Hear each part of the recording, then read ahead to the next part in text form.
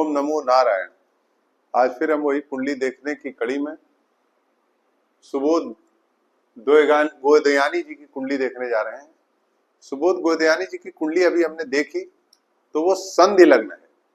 सुबोध गोदयानी जी का 6:50 पे 2 सेकंड और 5 सेकंड का फर्क होने पर संधि लग्न आ रही है। ठीक कर्क और सिंह की संधि लग्न है। ऐसी लग्नों में यह निश्चित नहीं किया जा सकता कि आपकी कर्क लग्न है कि सिंह लग्न है, लेकिन अभी आपने स्पष्ट किया तो उससे स्पष्ट हो रहा है कि आपका 6:50 है, अर्थात उसमें 1-2 सेकंड आगे नहीं बढ़ रहा है। हमेशा ये मान के चला जाता है कि जितना जन्म है उससे 1-2 सेकंड का फर्क हो सकता है।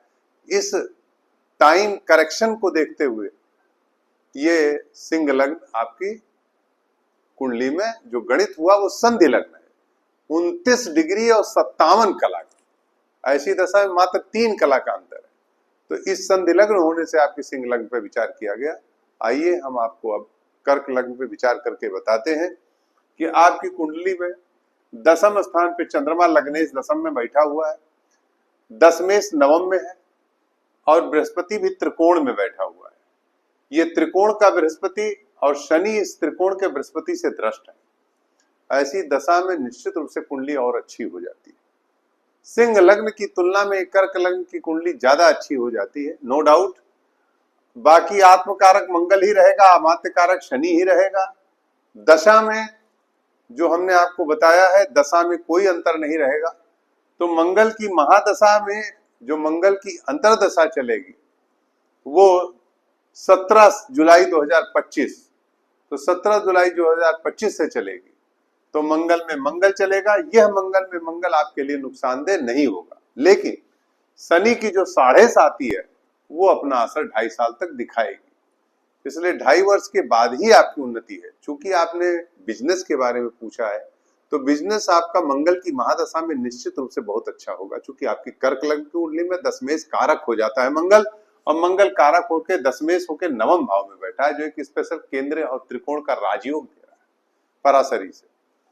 लेकिन जब केपी खोलते हैं तो केपी में अष्टम में चला जाता है और शनि की 7.5 भी लगी हुई है। तो जो हमने उपाय लिखा था काले घोड़े की नाल, वो तो आपको पहननी क्योंकि चंद्रमा आपका मेष में है। अब इसके साथ मैं ये भी कहूंगा कि जो आपका मूंगा मैंने पहनने के लिए बताया था वो और अब अधिक पुष्ट होता है कि मूंगा आपको पहनना ही है, क्योंकि कर्क लग्न की कुंडली है और दशमेश मंगल 25 डिग्री का है, वृद्ध है। तो ऐसी दशा में आपको मूंगा पहनना चाहिए, देसी मूंगा अनामिका में, जिससे आपको लाभ होगा। और जो आपकी 7.5 है उसकी वजह से थोड़ी सी दिक्कत रहेगी 2.5 साल तक। 2.5 साल जो हमने पहले भी कहा था, लेकिन चूंकि कर्क लग्न की कुंडली में मंगल ज्यादा प्रभावशाली हो रहा है और नवम भाव में दशमेश होकर के बैठा हुआ है, इसलिए मंगल की स्थिति आपकी ज्यादा अच्छी होगी। मंगल की मादशा, जैसा कि आपने प्रश्न किया, अच्छी होगी। मगर 2.5 साल 7.5 का प्रभाव होने से आपके खर्च ज्यादा बढ़े रहेंगे। इसलिए हमने एक उपाय लिखा है, शनि की 7.5, काले घोड़े की नाल की अंगूठी या नाव के कील की अंगूठी।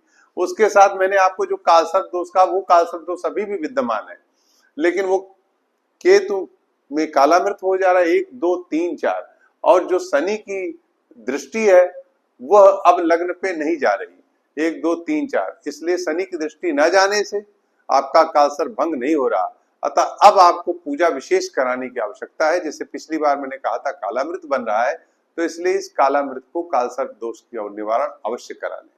इसके बाद यदि आप कालसर्प का निवारण भी करा लेते हैं और शनि की 7.5 का थोड़ा सा प्रभाव 2 साल 2.5 साल रहेगा, लेकिन उससे मंगल की महादशा आपकी निश्चित अच्छी है, जैसा कि आपका प्रश्न है, और मंगल महादशा आपको निश्चित परिणाम देगी और 2.5 वर्ष के बाद और अच्छा परिणाम देगी। अब ये था संधि लग्न होने से आपका विचार संधि लग्न पर किया गया। अब पुनः मैं आपको बता दूं कि कर्क लग्न की कुंडली मंगल कारक है, इसलिए आप मूंगा जरूर पहने अनामिका उंगली में। और ये जो हमने शनि की 7.5 का उपाय बताया है, नाव की कील या काले घोड़े की नाल, वो आप दाहिने हाथ के मध्यिका में पहन लें, जिससे आपको 7.5 का प्रकोप बचेगा। और मंगल की जो महादशा चलेगी वो आपके लिए 7 साल अच्छे होंगे। शुरुआती 2 साल थोड़े कम वो हो सकते हैं, शुरुआत में धीमे धीमे प्रगति हो सकती है, लेकिन जो लास्ट के 5 साल होंगे बहुत अच्छे होंगे। नमो नारायण।